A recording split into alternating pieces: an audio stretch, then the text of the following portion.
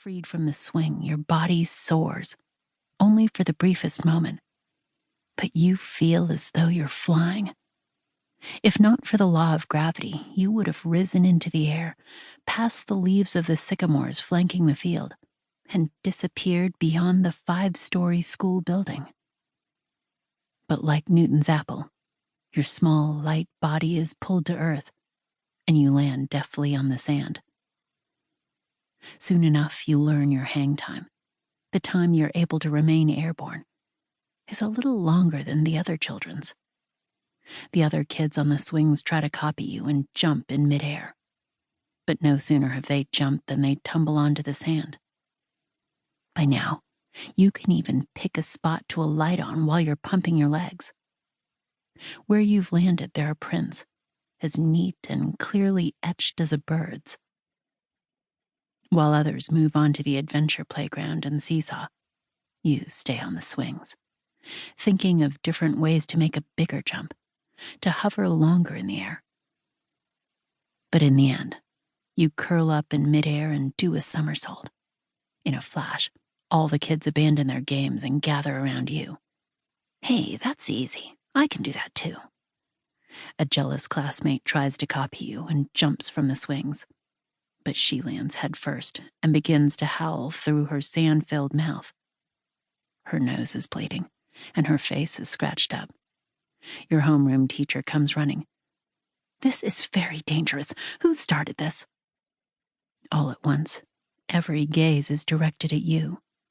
But now the eyes are cold. After this incident, you never see anyone jump from the swings, at least not on the school playground. You don't go near the swings again. Teacher, I want to fly, but the ground keeps pulling me down. You sit, facing your teacher in the empty classroom after everyone has gone home. For the first time, she looks at you very closely. What a small child, she thinks. She recalls the woolen dress she recently bought. It had accidentally shrunk in the wash. Every feature is smaller on this child, just like the shrunken dress. Suddenly, an uneasy thought flashes across her mind. This child who wants to fly. What if she decides to take flight from a rooftop? The teacher shakes her head as if to dislodge this disturbing thought.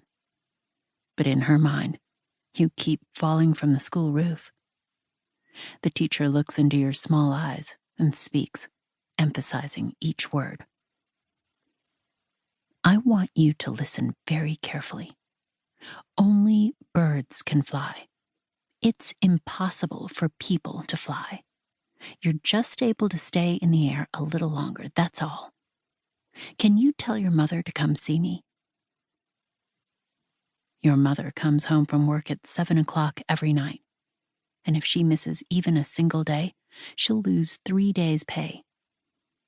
For lack of anything better, your teacher makes you write, "People cannot fly," over and over again on the chalkboard. Because you're so small, your writing reaches only halfway up the board. The teacher stands behind you and thinks, so that's why they call you Birdie. When you enter middle school, you push aside the thoughts of flying. You're too old to play on the swings, and you're no longer naive enough to confess your desire to fly. You learn more about this gravity that keeps pulling you down. Back then, it was the trend among students to write famous quotes on the covers of their notebooks. But instead of writing something like, "Even if I knew that tomorrow the world would go to pieces, I would still plant my apple tree," you write, "The force of gravity between two objects is directly proportional to the product of their masses, and inversely proportional to the square of the distance between them." You believe if people could escape the confines of gravity, they could fly like birds. However, you find even the task of simplifying the law of gravity difficult. You're still smaller than the other girls. The average height of a middle school girl then was 5'2", but you're a mere 4'9". One day, The PE teacher tells you to go to the gym just as you're about to walk into your classroom. To keep listening to this audiobook, I've left you a link in the description so you can do it at no cost thanks to Audible's 30-day free trial.